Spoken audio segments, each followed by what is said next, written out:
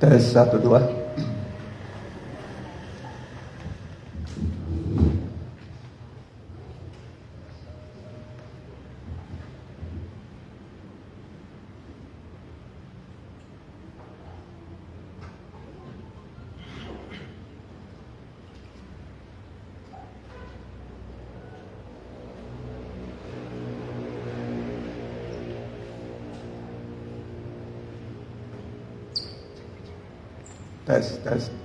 Tes 1 1 2 1 2 1 2 tes.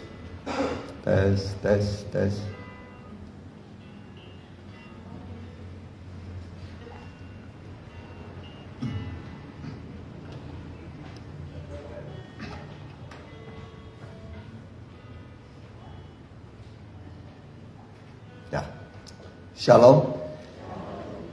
Puji Tuhan, oleh kemurahan Tuhan kita pagi ini Minggu 18 Juni 2023 bisa kembali beribadah bersama. Dan juga sekolah minggu ibadah di bawah. Dan bagi Bapak Ibu, saudara-saudari sekalian yang mengikuti secara online, baik langsung dan tunda, kami ucapkan selamat berbakti.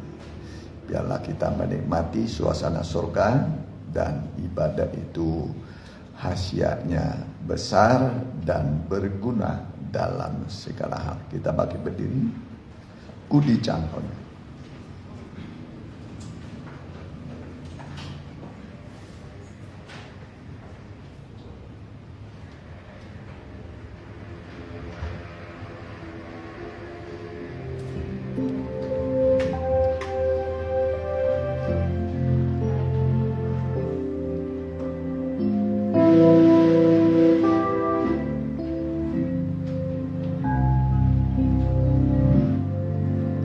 Ketika Aku dalam kesesakan, aku berseru pada Yesus. Ku berteriak mohon pertolongan, terdengarlah suaraku di baitnya. Betapa besar kasih setiamu, yang dinikmati demi manusia kau berkorban. kau disalibkan, cucurkan darahmu untuk tebus semua dosa manusia. Ku dijangkaukan Dari tempat tinggi Dia melepaskanku dari musuh. Jadilah Tuhan periksa hidupku. Haleluya, pujilah. Ku dijangkaunya, ku dijangkaunya dari tempat tinggi. Dia melepaskanku dari musuh. Jadilah Tuhan periksa hidupku. Haleluya, pujilah. Jadilah periksa. Jadilah Tuhan periksa hidupku. Haleluya, pujilah. Haleluya. Haleluya, pujilah Tuhan. Haleluya. Haleluya. Benar Tuhan, Engkau sudah menyatakan banyak pertolongan dalam hidup kami. Kalau bukan karena Tuhan yang melindungi, menolong kami, kami sudah banyak mengalami kesulitan dan kesusahan. Tetapi berkat perlindungan penyertaan Tuhan, kami menikmati kemenangan dan juga pertolongan demi pertolongan di saat kami dalam kesulitan. Inilah kami Tuhan, telah hadir dalam bait-Mu. Kuduskanlah ruangan ini, kuduskan hati kami, kuduskanlah kami semua, supaya kami layak melayani Tuhan. Khususnya imam-imam, hamba-hamba-Mu, tahbiskan kami semua Tuhan. Terima kasih Tuhan. Dan yang masih bergegas, Tuhan hentarkan dengan selamat. Yang berhalangan, biarlah di kemudian hari mereka bisa bersama dengan kami beribadah padamu. Karena sir kuasa setan iblis kami usir, kami tengking dalam nama kudus darah Yesus menguduskan ruangan ini, hati pikiran kami. Biarlah roh Allah, roh kemuliaan hingga memenuhi ruangan dan hati kami. Dalam nama Tuhan Yesus. Amin. Silakan. Dibawa ke bak saya.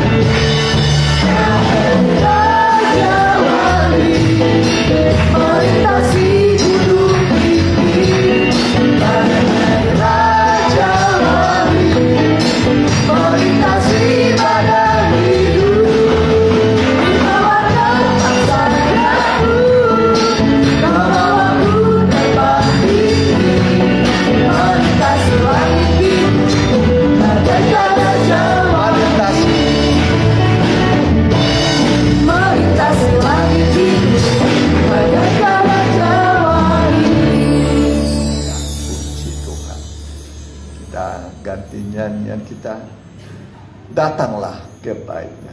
Ya, kita bakal berdiri, kita nyanyikan dengan sukacita. Datanglah ke baitnya.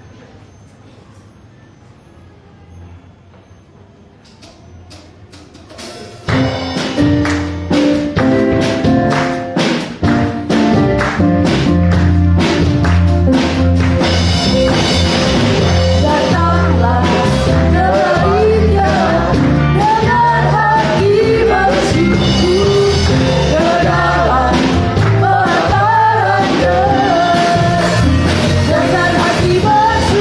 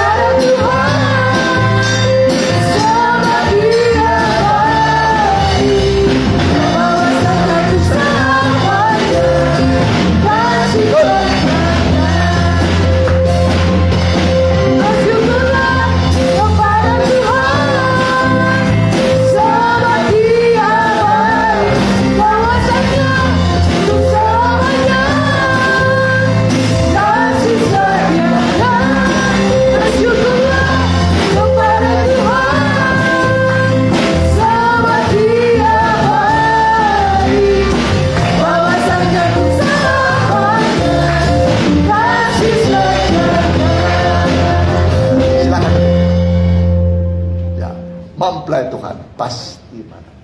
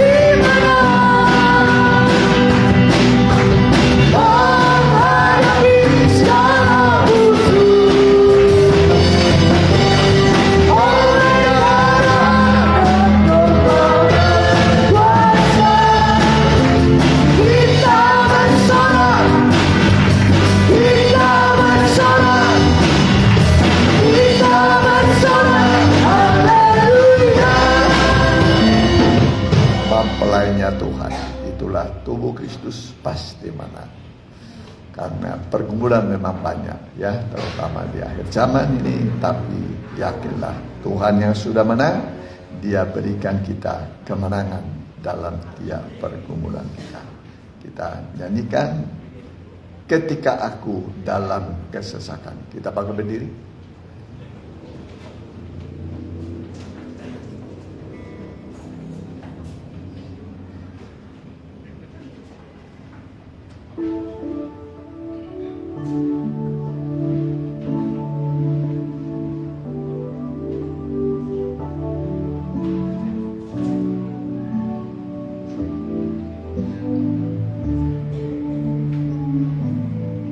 Ketika aku dalam kesesakan, ku berseru kepada Tuhan. Dia menjawabku dari baiknya dan memberikan pertolongan. Bukan seorang utusan Dia berikan, Dia sendiri datang tolongku. Sebagai mempelai pria, tak pernah tinggalkan dan tak akan membiarkanku. Tuhanlah penolong dalam kesesakan, sudah saya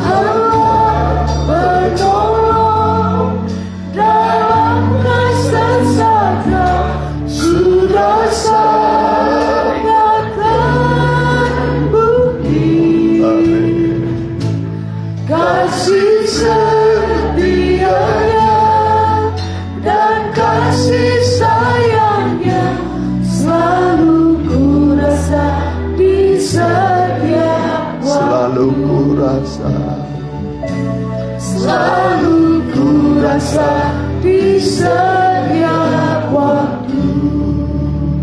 Makasih Tuhan.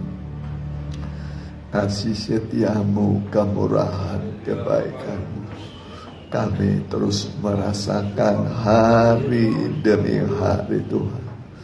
Begitu baiknya Engkau kepada kami, begitu besarnya rahmat-Mu pada kami. Inilah kami Tuhan.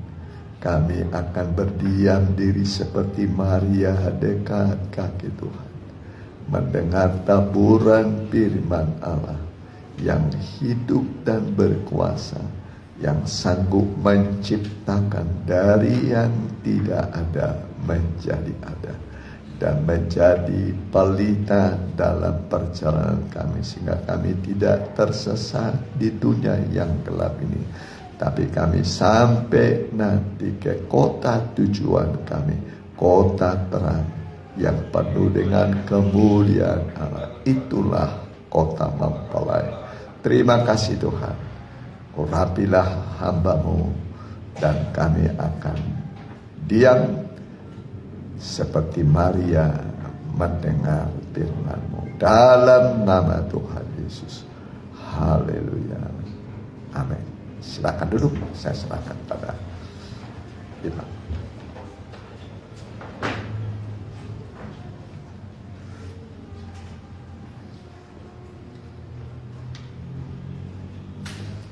Shalom, salam sejahtera bagi kita yang dikasih oleh Tuhan. Kita akan mendengarkan firman Tuhan dari dalam kitab Mazmur. Kita maju ke dalam Mazmur 18.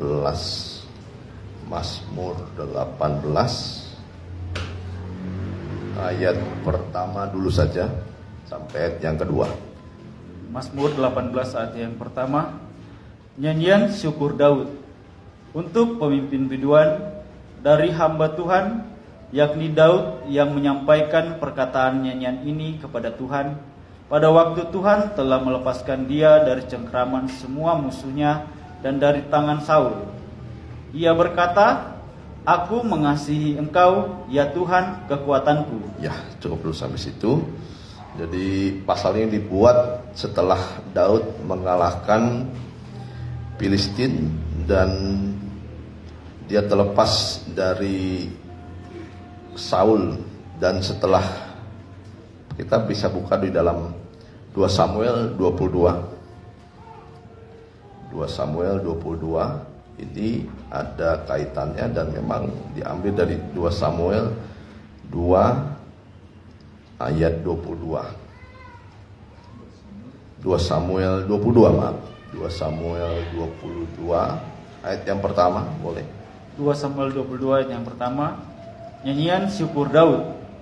Daud mengatakan perkataan nyanyian ini kepada Tuhan pada waktu Tuhan telah melepaskan dia dari cengkraman semua musuhnya dan dari cengkraman Saul. Ya, cukup dulu sampai situ.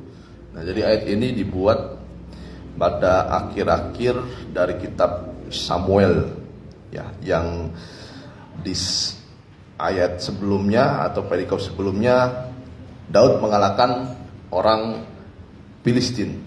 Dan setelah nyanyian syukur Daud ini tidak ada lagi peperangan yang diadakan oleh Daud. Dan berarti ini adalah nyanyian syukur yang sudah Tuhan, ya, yang sudah Daud alami, ya, kepada Tuhan karena sudah mengalami kemenangan lepas kemenangan dan sampai kemenangan yang terakhir melawan orang Filistin. Ini musuh yang terakhir yang dikalahkan oleh Daud.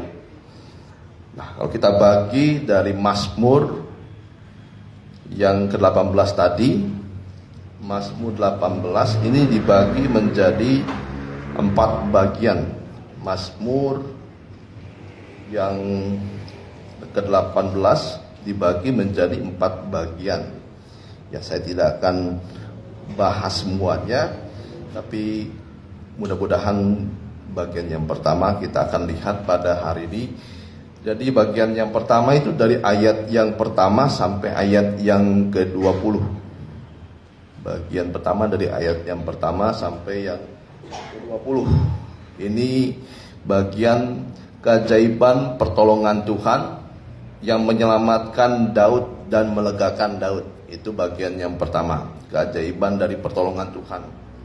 Yang bagian kedua ayat 21 sampai 30. Bagian kedua adalah ayat 21 sampai 30. Ini yaitu adalah Tuhan tidak menutup mata terhadap kebenaran Daud dan kesetiaan daripada Tuhan bisa dipercaya.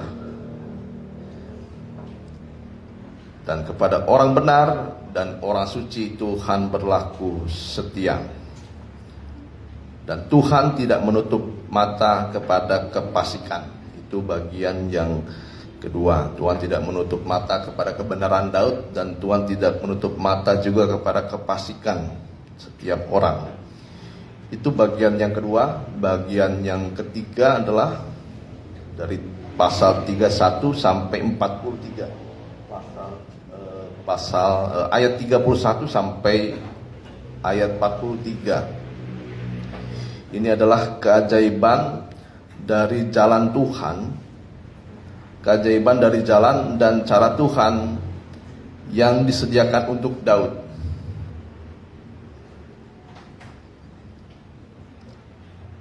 Bagian yang keempat adalah 44 sampai 51. Daud ditinggikan tanpa ada yang bisa menjatuhkan. Itu bagian yang terakhir, sampai Daud ini ditinggikan. Ini sebenarnya dari pasal 18 ini adalah rangkuman dari kehidupan Raja Daud selama hidupnya. Ya, jadi dari pasal 18 ini rangkuman dari seluruh kehidupannya sampai dia dinaikkan oleh Tuhan, sampai tidak ada lagi yang bisa menjatuhkan. Sekalipun anaknya Absalom mau menjatuhkan, tetapi kembali tahtanya itu kepada Raja Daud. Kita akan membahas di pembahasan dari pasal 1 sampai yang ke-20, yaitu keajaiban pertolongan Tuhan yang menyelamatkan dan melegakan Raja Daud. Ya, kalau kita lihat di dalam ayat yang keempat, boleh? Ayat yang keempat dari Mazmur 18. Ayatnya yang keempat, terpujilah Tuhan, seruku, maka aku pun selamat daripada musuhku. Ya, teruskan. Tali-tali maut telah meliliti aku, dan banjir-banjir jahanam telah menimpa aku. Ya. Tali-tali dunia orang mati telah membelit aku. Perangkap-perangkap maut terpasang di depanku. Ya, ketika aku dalam kesesakan. Ya, ini lagu Daud yang kita nyanyikan juga tadi 2 kali ya. Jadi ku dijangkaunya dan juga ketika aku dalam kesesakan, semua hampir banyak kita nyanyikan lagu-lagu Mazmur Daud. Ya, teruskan. Aku berseru kepada Tuhan. Ya, aku berseru kepada Tuhan. Kepada Allahku aku berteriak minta tolong. Ya. Ia mendengar suaraku dari baitnya. Teriakku minta tolong kepadanya sampai ke telinganya. Ya, ini pengalaman dari Raja Daud ketika aku dalam kesesakan, aku berseru kepada Tuhan. Kepada Allahku aku berteriak minta tolong. Ya, ia mendengar suaraku dari baitnya dan teriaknya didengar oleh Tuhan. Dari ayat 8 sampai ayat yang ke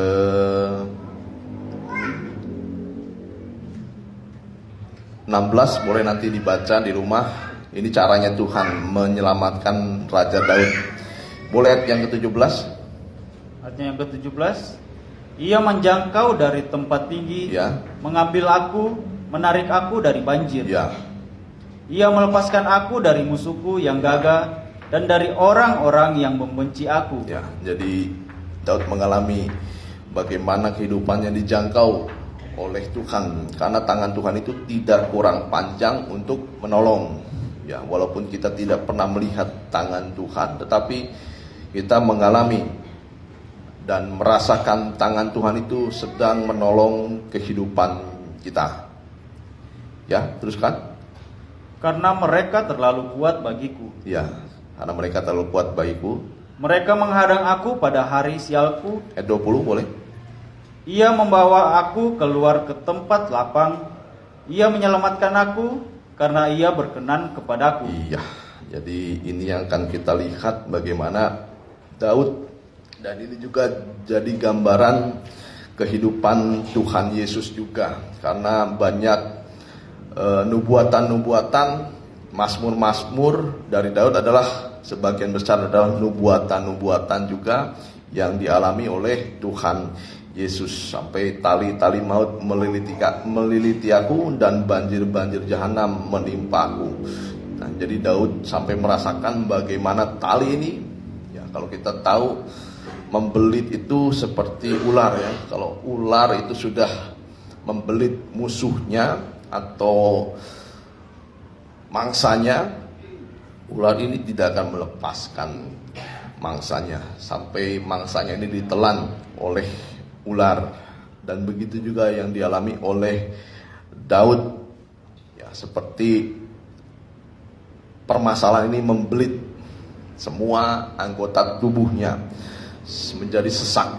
Ya kalau sudah dibelit sesak. Dan itulah yang dihadapi oleh Daud, dan sampai Daud juga dikatakan di sini di ayat, boleh kita lihat dulu di perangkap maut ayat 6 kembali. Tali-tali dunia orang mati telah membelit aku. Ya.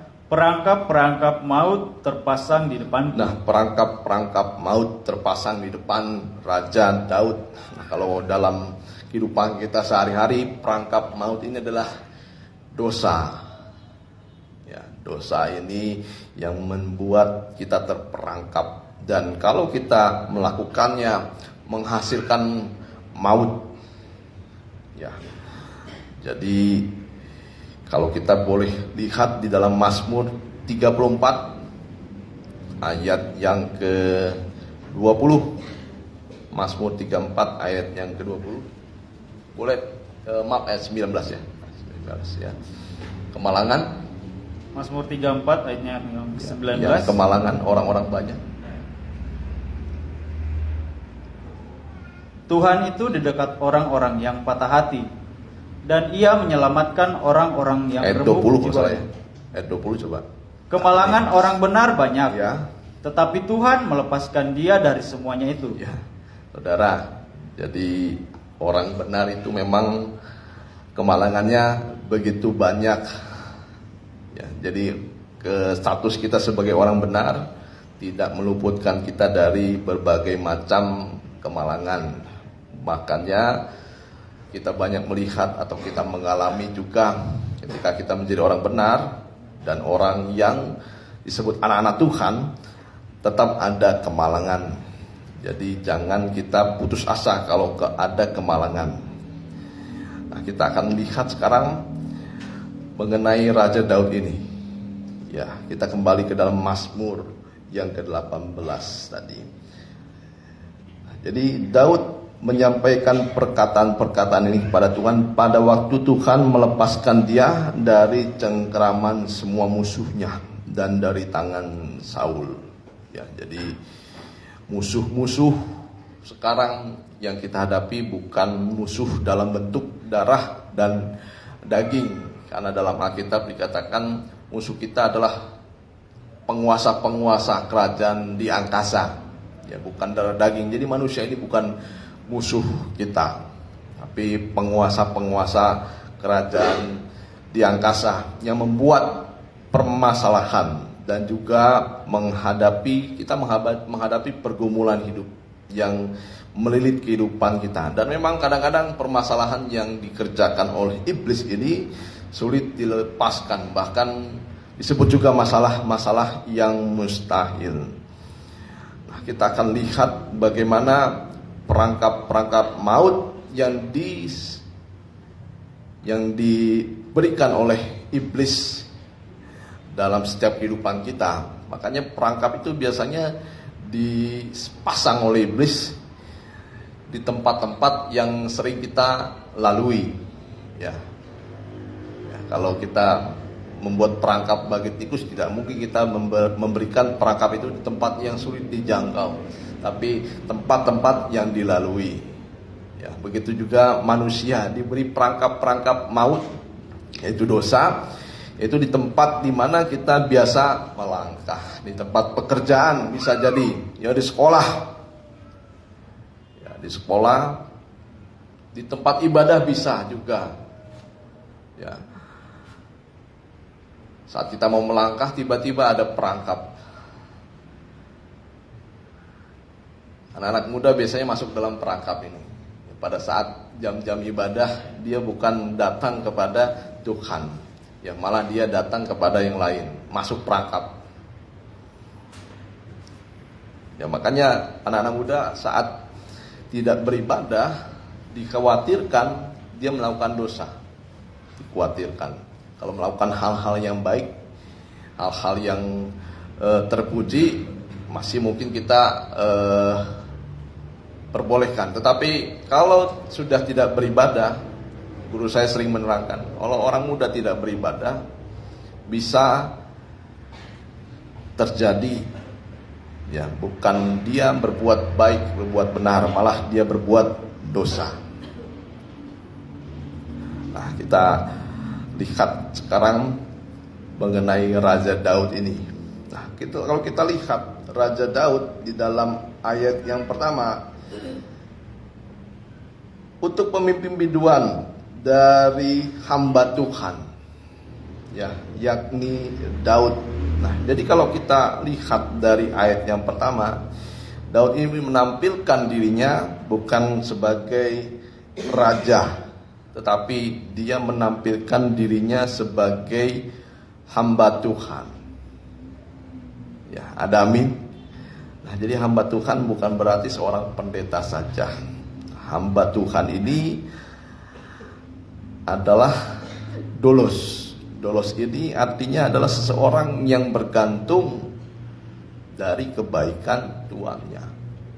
Ya, dia tidak memiliki nilai kalau budak ini. Ya, nilainya sangat rendah sekali. Nah, begitu juga Daud. Dia mengakui dari segala pergumulannya. Ya, ini rangkuman dari segala pergumulan yang dihadapi oleh Daud di pasal 18 ini. Ya, dia mengakui dia adalah seorang hamba. Nah, artinya buat kita sekarang adalah, ya, dalam kehidupan kita sehari-hari sebenarnya kita harus meneladani seperti Daud. Sekalipun dia seorang raja, tetapi dia seorang hamba.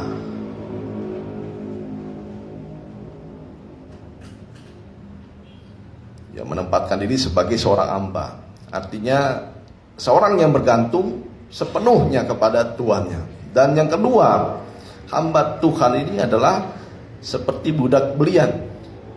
Ya, artinya seseorang yang melayani kehendak tuannya. Ya, orang yang hanya setia dan taat kepada tuannya. Apa yang dilihat dari seorang hamba? Kalau kita punya seorang, maaf di sini, hamba. Kalau sekarang disebut asisten, ya, sekarang lebih ditinggikan. Kalau dulu itu hamba. Ya, kalau seorang hamba ini yang dilihat bukan kepintarannya, ya, bukan kecakapannya, ya, bukan gantengnya, bukan rupawannya, bukan.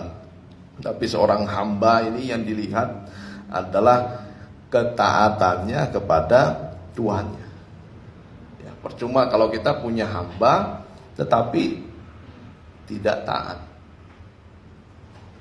Ya, dan juga hamba ini dikenal dengan kesetiaannya kepada tuannya.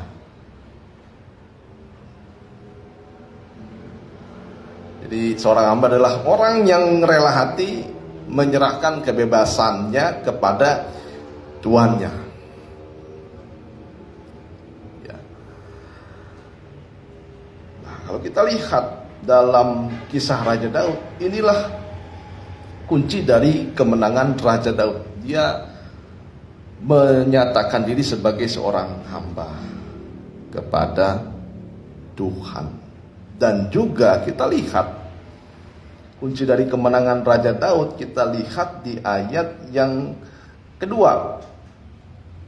Ayat yang kedua. Jadi kita lihat apa sikap Daud ketika dalam menghadapi kesusahan, pergumulan, dan menghadapi musuh dalam kehidupannya. Sikap Raja Daud, dia menampilkan diri sebagai seorang hamba.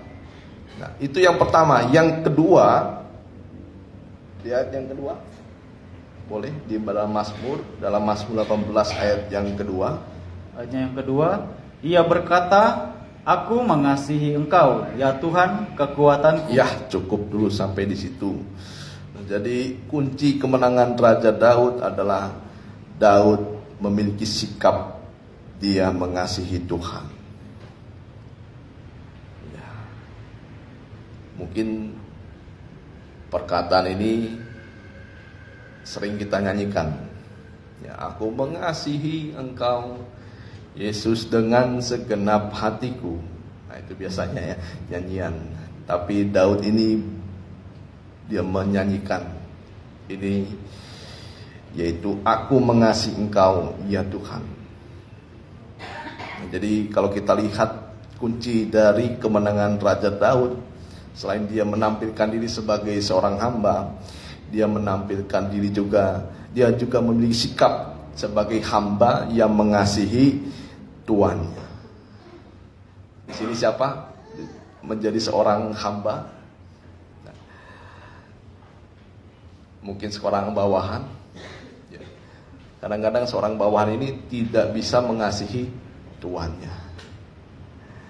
Ya, karena mungkin satu hal, dua hal yang mungkin kita tidak enak dalam hati, kita susah mengasihi bos kita, tuan kita.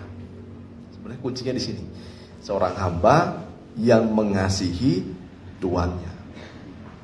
Ini kemenangan dari Raja Daud. Jadi dalam setiap pergumulan ketika dia menghadapi Saul, dia menyanyi bagi Tuhan. Dia mengasihi Tuhan. Dia tetap mengasihi Tuhan. Ya. Ketika dia dalam menghadapi permasalahan, dia menjadi hamba yang mengasihi Tuhan. Dia tetap taat dan mengasihi Tuhan. Ini berat sekali. Ya. Karena semakin jarang kita akan temui pada zaman akhir. Karena zaman akhir itu sikapnya seseorang akan menjadi dingin dalam kasihnya kepada Tuhan. Ya. Inilah kunci kemenangan Daud, yaitu menjadi hamba Tuhan yang mengasihi Tuhan. Ya, karena tanda-tanda manusia akhir zaman kita dilihat di dalam 2 Timotius 3 yang pertama. Jadi kita harus perhatikan pada akhir zaman ini kita uji kasih kita kepada Tuhan. Apakah semakin murni? Apakah kasih kita kepada Tuhan semakin pudar atau semakin hilang? 2 Timotius 3 yang pertama. Demikian firman Tuhan. Ya, boleh kita baca biar kita menyimak juga ayat yang pertama dan yang kedua. Kita baca bersama-sama.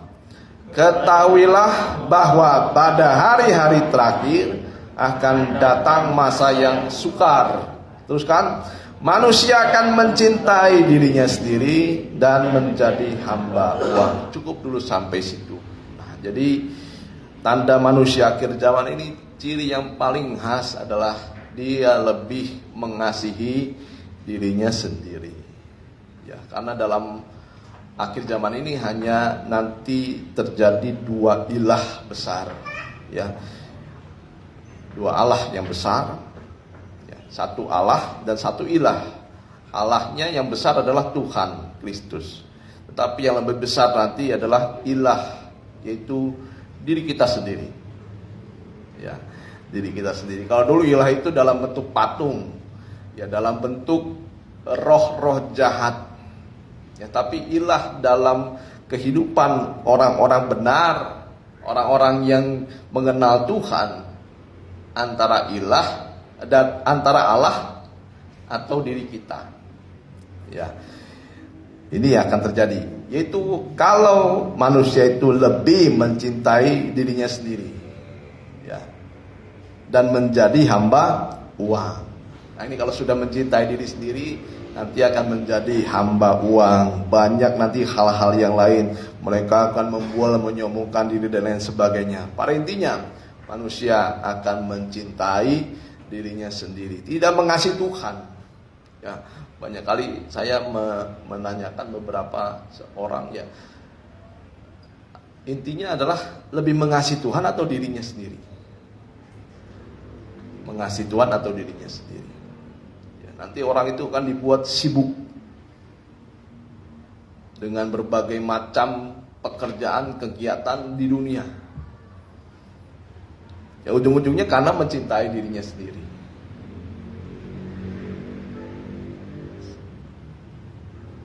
Ya, menjadi hamba uang. Nah, itu contoh-contoh mencintai dirinya sendiri. Ya, untuk apa uang?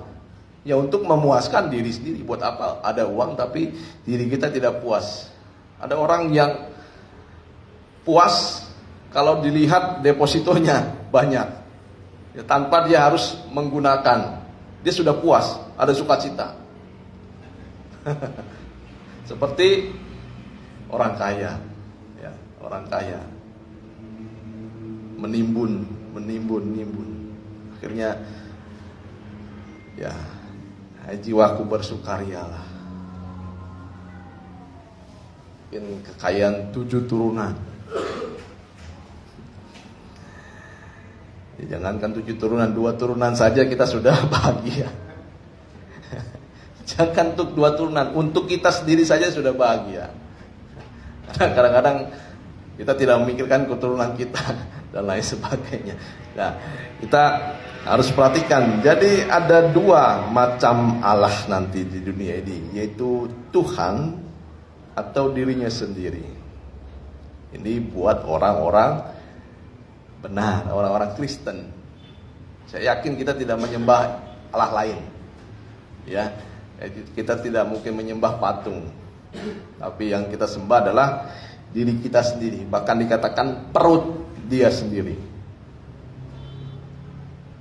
Jadi kita harus perhatikan. Jadi dalam menghadapi persoalan sampai Daud ini menang, dia selalu berkata, aku ini hamba Tuhan yang mengasihi Tuhan. Jadi dia taat, setia, dan mengasihi Tuhan. Bukan saja taat dan setia saja. Banyak orang yang taat dan setia, tetapi tidak mengasihi. Seperti seorang hamba di dunia ini.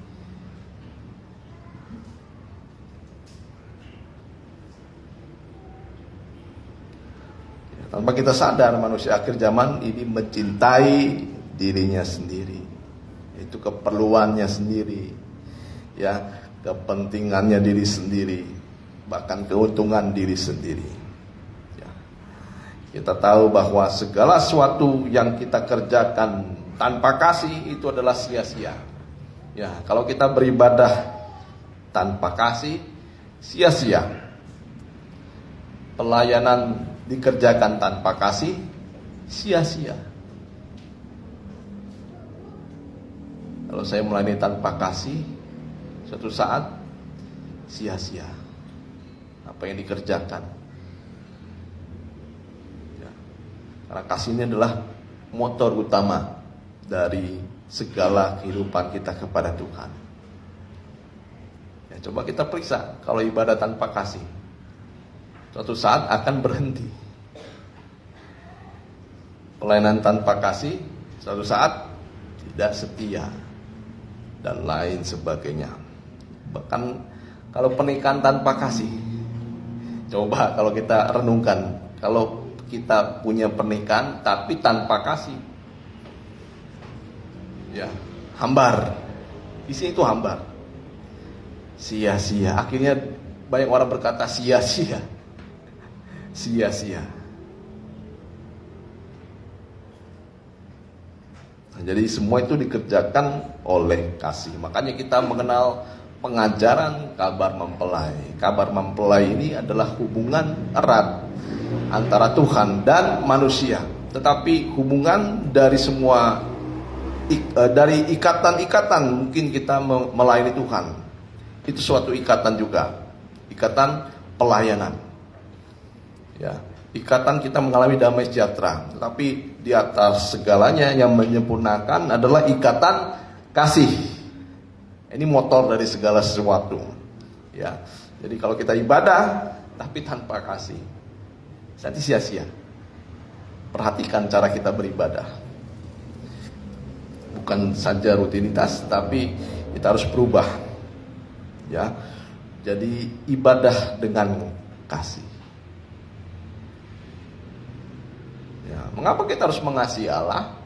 Ya, jawabannya adalah karena Allah terlebih dahulu mengasihi kita. 1 Samuel 4 ayat 19. Kalau kita punya prinsip semacam ini, mengapa kita harus mengasihi Allah? Ya, kita harus punya jawaban yang pasti. Karena Tuhan mengasihi kita, bukan supaya kita mendapat ini dan itu. Makanya saya mengasihi Allah. Kita lihat dalam 1 Yohanes 4 ayat yang ke-19. Ya, mengapa kita harus melayani Tuhan? Karena Tuhan lebih dulu melayani kita. Ya. Yohanes 4 ayatnya yang ke-19. Kata perempuan itu kepadanya. 1 Yohanes 4 ayat 19. Maaf, 1 Yohanes 4 ayat yang 19.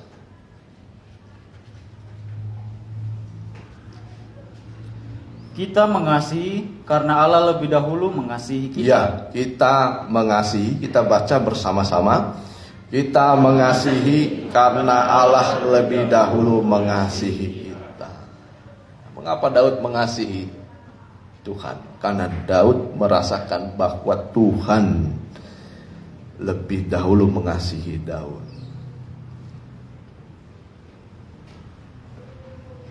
Dan kita lihat salah satu praktek dari kasih Daud kepada Tuhan dalam 1 Korintus 13 ayat yang ke-7. Ini banyak praktek kehidupan, banyak praktek tentang kasih. Tapi kita akan lihat kasih yang diberikan Daud kepada Tuhan, ya, sehingga dia bisa menang ketika dalam menghadapi musuh, pelarian, ya, dikejar, bahkan mau dibunuh oleh anaknya. Apa yang dilakukan oleh Daud, bukti cinta kasihnya kepada Tuhan. 1 Korintus 13 ayat yang ke-7. Ia menutupi segala sesuatu. Ya, ia ini apa? Kasih.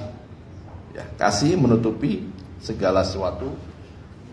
Percaya segala sesuatu. Percaya segala sesuatu. Nah, ini buktinya Daud mengasihi Tuhan. Dia percaya kepada Tuhan. Yang selanjutnya, mengharapkan segala sesuatu. ya, ini buktinya seorang mempelai perempuan, dia percaya kepada suaminya. Ya. Jangan sampai istri tidak percaya suaminya. Ini berarti suaminya tidak mengasihi.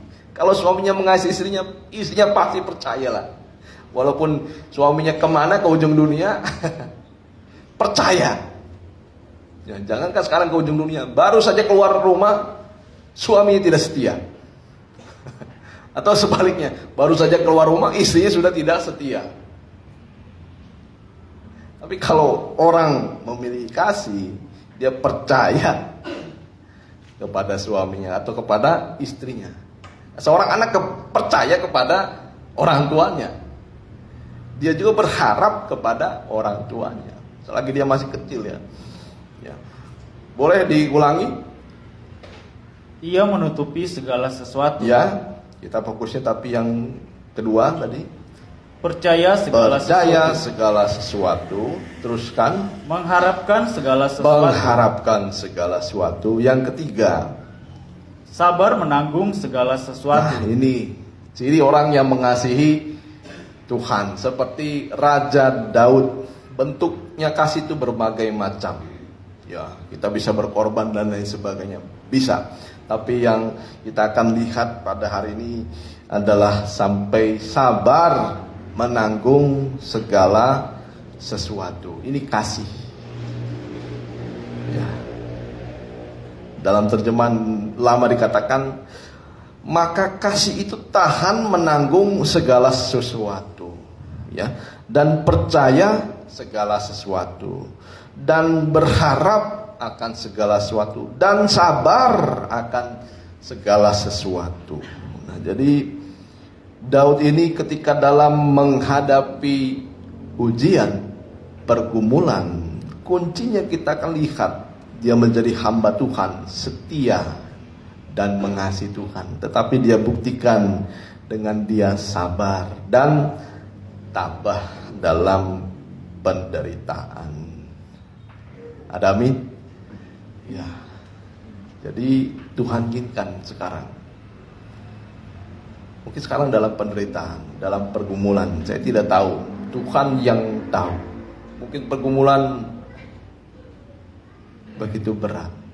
Mungkin pergumulan kecil sekalipun.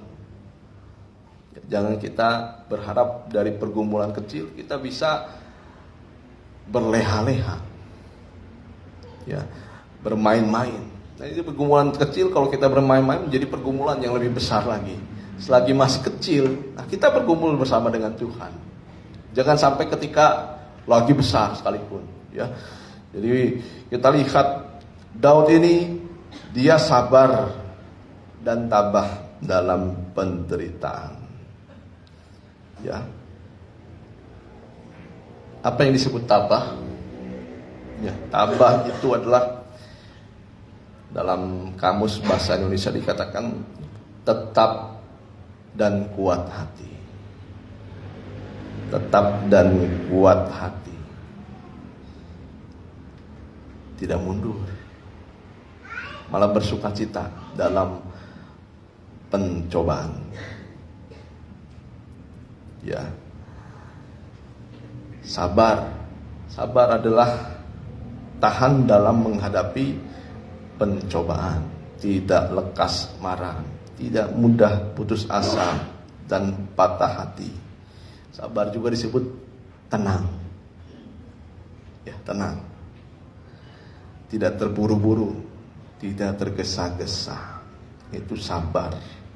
Makanya dalam sorga, kerajaan sorga, semua barang-barang di sorga bukan hanya barang yang mahal, tetapi barang-barang di sorga seperti emas, permata, intan juga termasuk permata. Ya, semua itu bukan hanya mahal, tetapi mereka itu memiliki ketahanan yang tinggi, makanya tidak mudah hancur. Kalau kita lihat mungkin emas yang kita pakai sekarang mungkin hasil dari leburan berbagai macam, dulu kita tidak tahu. Ya, tetapi emas ini tidak mungkin musnah. Kalau hilang kita tidak tahu, ya. Kalau musnah tidak mungkin. Ya, emas itu kalau hilang bisa. Siapa pernah hilang emas ini? Dia tidak akan musnah. Dia sekalipun hilang di tempat yang kotor, dia tidak akan musnah. Dia tidak akan hancur. Ya, dia tidak akan hilang, tidak akan musnah, hilang mungkin. Ya, jadi mengapa barang-barang yang mahal ini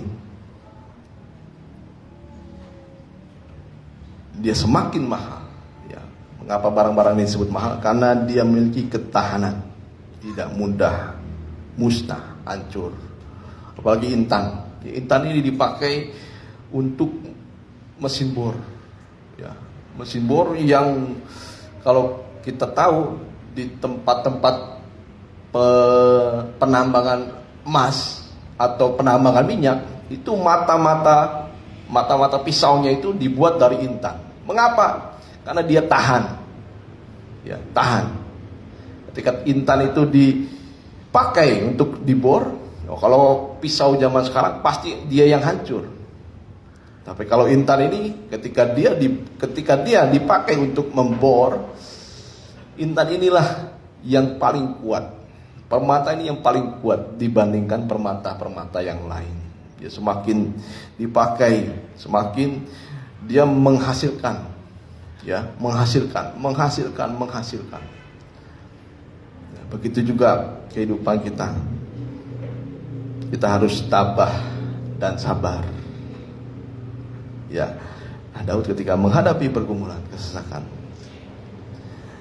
kita lihat Daud ini selalu sabar dan tabah. Kita ingat peristiwa Absalom. Dia ikhlas menjalani sekalipun kerajaannya atau tahtanya sampai istrinya digagahi oleh anaknya. Daud sabar, tabah, ikhlas dalam menghadapi pencobaan.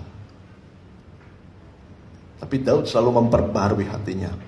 Itu dia selalu mengasihi Tuhan. Nah, kunci dari kita menghadapi persoalan, kita harus lebih mengasihi Tuhan. Oh, bagaimana bisa terjadi persoalan ini? Ya, mungkin kita kurang mengasihi Tuhan. Kita tidak tahu. Ya, mungkin kasih kita semakin harus diuji kepada Tuhan. Nah, jadi intinya buat kita dalam permasalahan kita harus belajar seperti Daud. Aku mengasihi Engkau, ya Tuhan. Bukan perkataan-perkataan yang sia-sia yang harus kita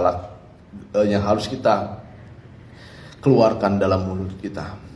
Ya, selain puji Tuhan, kita belajar daripada Daud. Ketika ada permasalahan, bukan hanya puji Tuhan, tetapi aku mengasihi Engkau, Tuhan. Ada amin? Ya. Jadi ini yang harusnya kita kerjakan. Nah, mengapa orang bisa sabar dan tahan? Ya, yaitu kalau dalam hatinya ada iman kepada Tuhan. Seperti Daud ketika dia berdoa, ya Tuhan, dengarkanlah doaku. Ya, ketika aku dalam kesesakan, aku berseru kepadamu. Dia percaya dengan iman bahwa apa yang dia doakan didengar oleh Tuhan. Ini iman. Dan lebih daripada iman, itu berharap kepada Tuhan. Berharap ini bergantung sepenuhnya kepada Tuhan. Ya, dia menaikkan iman ini menjadi bergantung kepada Tuhan. Ya, ia tahan menanggung segala sesuatu, percaya segala sesuatu, mengharapkan segala sesuatu. Ya, sabar menanggung segala sesuatu. Jadi iman, pengharapan, dan kasih, inilah yang kekal. Tidak bisa hilang, tidak bisa musnah. Ya, tidak bisa musnah.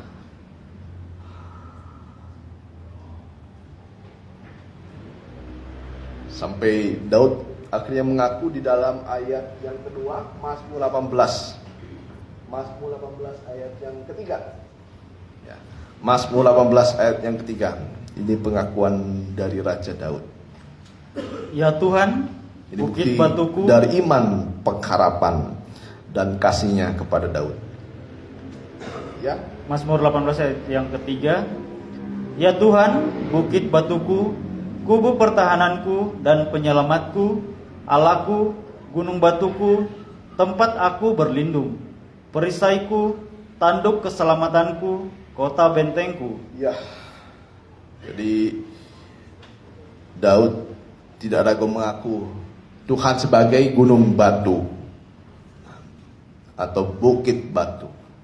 Kalau kita mengenal istilah bukit batu, kita pernah mendengar tentang pelanduk. Ya, pelanduk ini adalah bangsa yang kecil atau kawanan kecil. Pelanduk ini sejenis kancil atau kelinci ya. Ya, kita tahu kekuatannya dia adalah dari cepatnya dia berlari.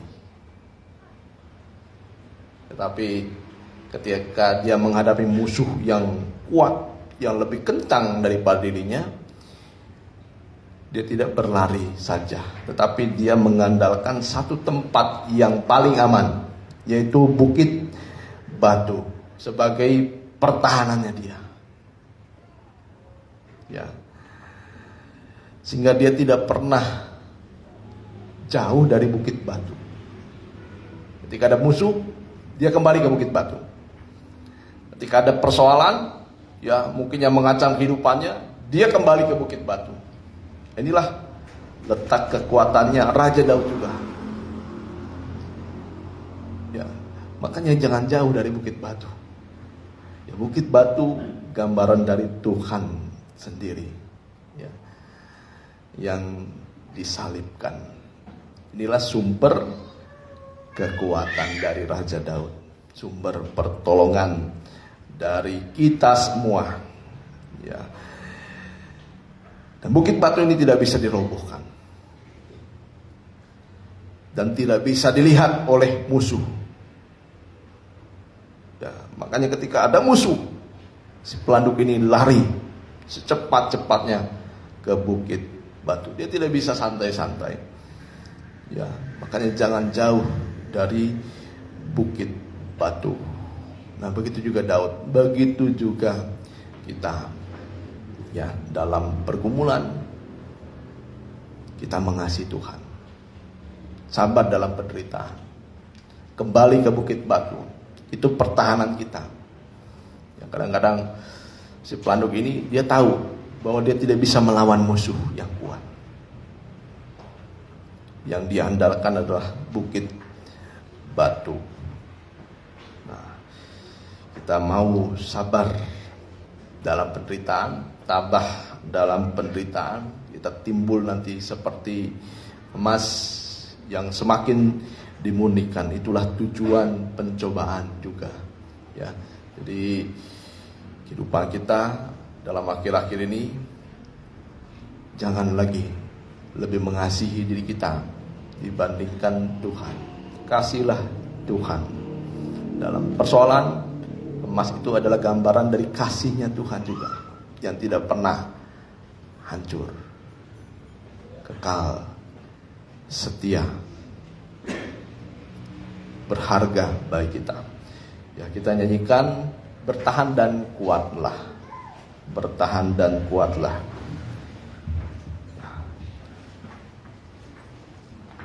Lagu ini sangat menguatkan kehidupan saya secara pribadi. Ya, Bapak Gembala tampil ke depan.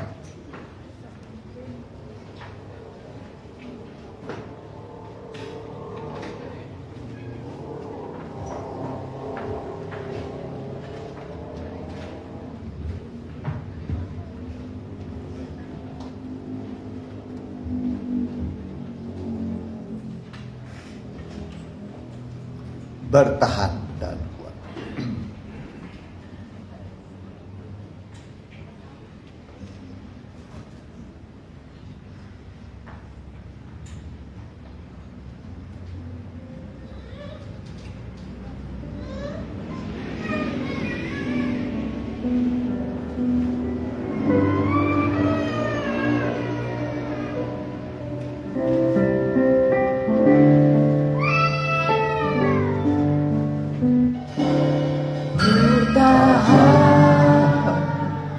Dan kuatlah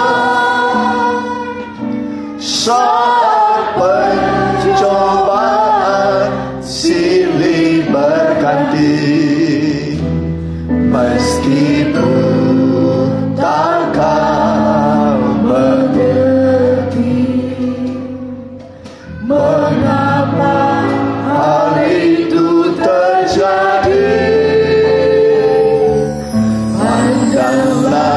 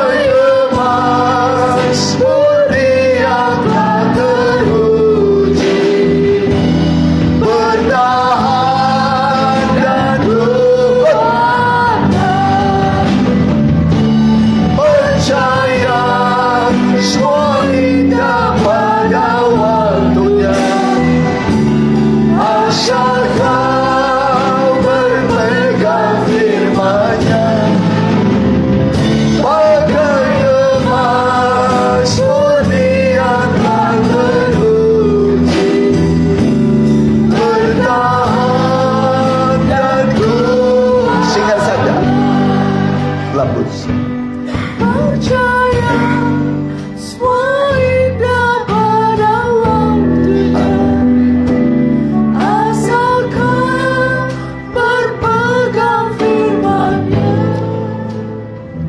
Bagai emas bumi yang telah teruji, haleluya. bertahan dan kuat. Sekali lagi lembut.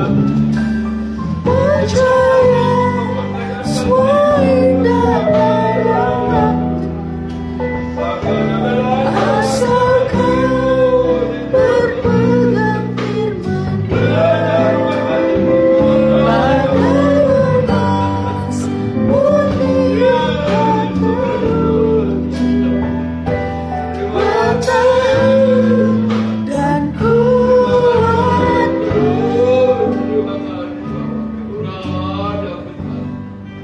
Tuhan itu baik.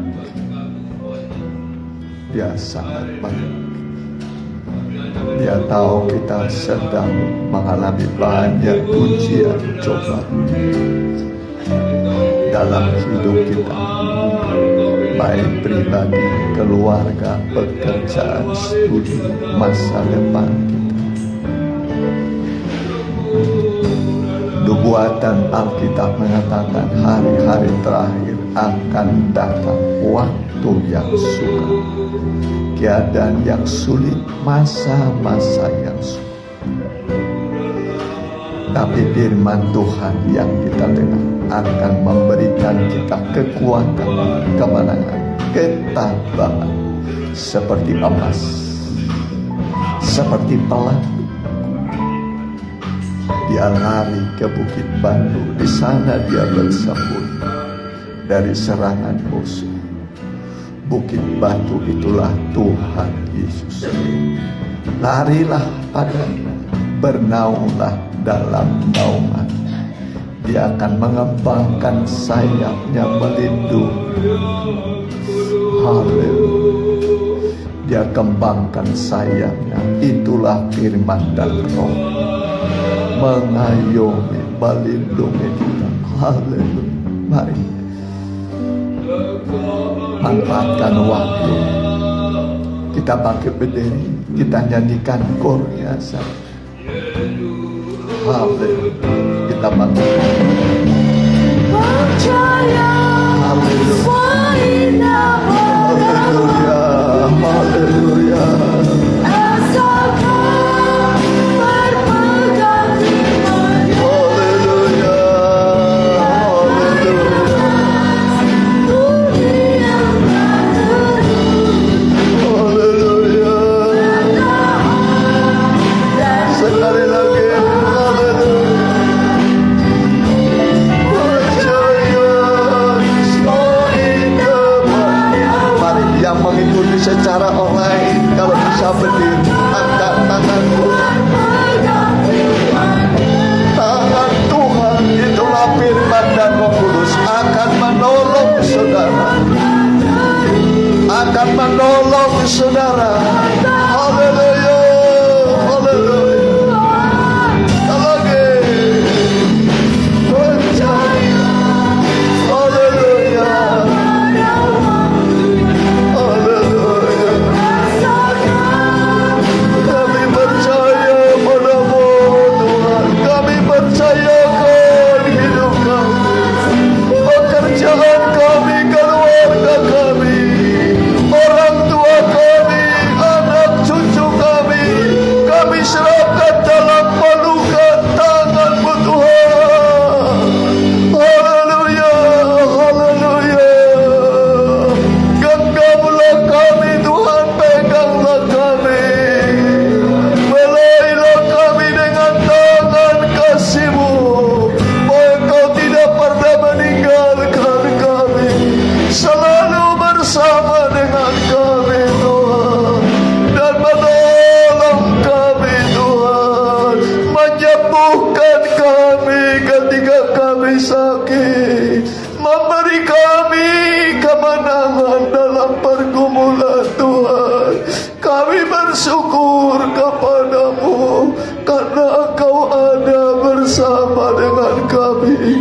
Ketika kami sakit, Engkau menolong, menguatkan, menyembuhkan kami Tuhan. Ketika kami lemah dalam pencobaan yang berat, Engkau menopang, membuka jalan keluar bagi kami. Hari ini kami mau ditolong oleh Tuhan. Kami ditolong oleh Tuhan. Terima kasih Tuhan buat firman-Mu, buat pertolongan-Mu. Kami pulang dengan damai, dengan sukacita. Tidak ada masalah yang tidak bisa ditolong oleh Tuhan. Tidak ada jalan buntu yang tidak bisa dibuka oleh Tuhan.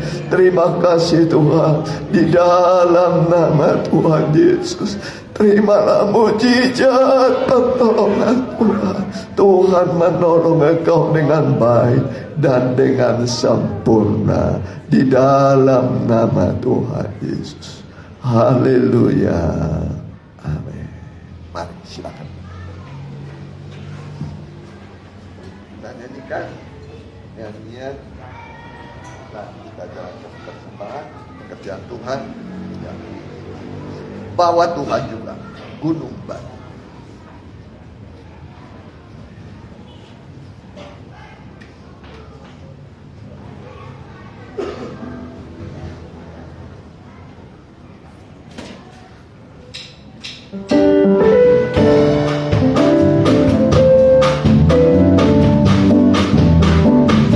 Bawa Tuhan juga gunung batuku.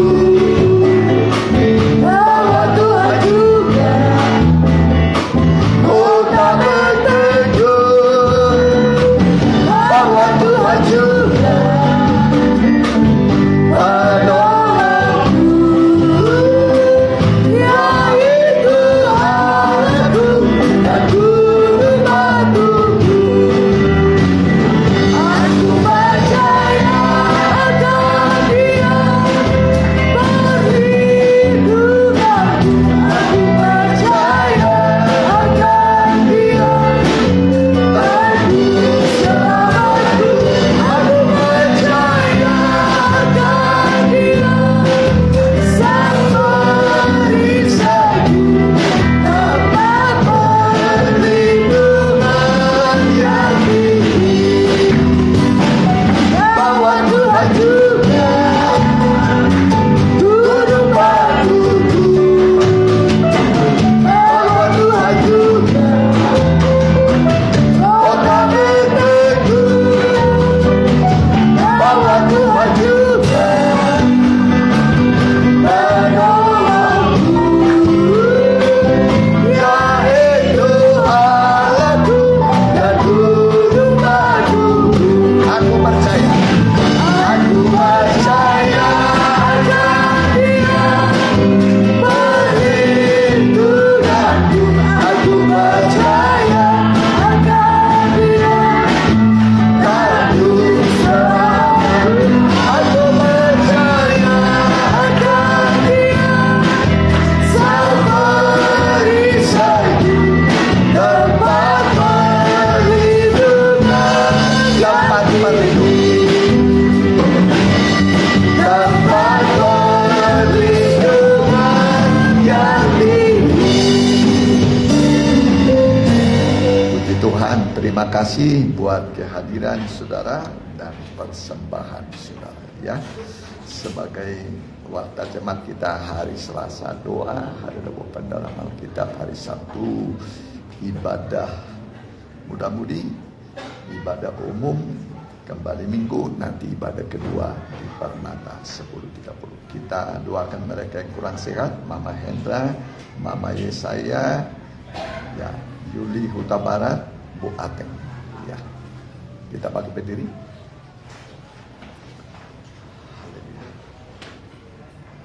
Kami berdoa Tuhan buat anak-anak-Mu yang dalam kelemahan tubuh. Biarlah Engkau menghampiri mereka Tuhan. Memberi kepada mereka kekuatan baru. Damai dan sukacita surgawi. Dan kami berdoa biarlah bilur-bilur Tuhan menyembuhkan engkau. Mama Hendra sembuhkan oleh bilur-bilurmu. Di masa tua tetap semangat beribadah dan tetap berjuang untuk anak, mantu, cucu. Kami juga berdoa buat Mama Yesaya, engkau sembuhkan oleh bilur-bilurmu Tuhan. Buat saudari kami Juli Huta Barat juga, bilur-bilur Tuhan menyembuhkan engkau. Ibu Ateng juga, bilur-bilur Tuhan menyembuhkan engkau. Yang mengikuti secara online juga, bilur-bilur Tuhan menyembuhkan engkau. Darah Yesus menguduskan engkau. Berkatilah anak-anakmu, aktivitas mereka minggu ini Tuhan. Biarlah bersama Tuhan kami bisa menjalaninya, dan kami akan selalu berhasil dan diberi kemenangan walaupun banyak tantangan kesulitan. Itulah kehidupan di dunia.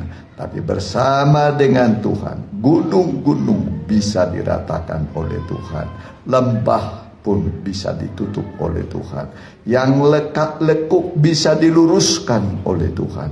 Itulah kuasa suara firman-Mu bisa membentuk jalan kami menjadi baik Tuhan. Terima kasih, berkati semua yang sudah melayani. Terima kasih Ibu Susan juga, berkati anak, mantu, cucu. Segala pengorbanan dan perbuatan baik mereka semua ditulis dalam kitab kehidupan. Satu kali kami akan dapat mahkota dari Tuhan.